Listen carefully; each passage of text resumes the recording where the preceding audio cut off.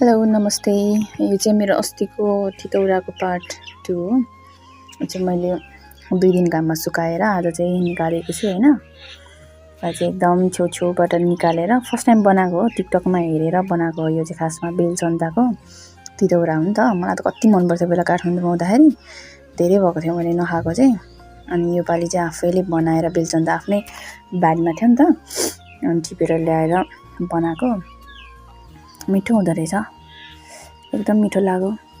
यसमा केही चाहिँदैन, त्यही मिक्सरमा यसलाई मिक्स गरेर अनि त्यसपछि नुन थोरै, खुर्सानी स्वादअनुसारको अनि चिनी पनि स्वादअनुसारको लगाएर पकाउने मात्रै हो। पकाएर चाहिँ यसलाई सुकाउने बेला चाहिँ हल्का तेल प्लास्टिकमा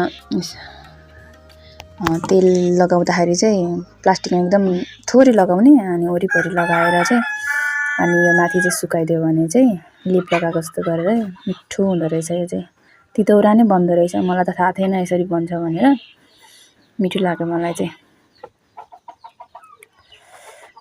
धेरै मिठो लाग्यो। चिसोमा तितौरा यस्तो खाएपछि जिउ नलागेर के लाग्छ। यस्तै खाएर मोटाएको म।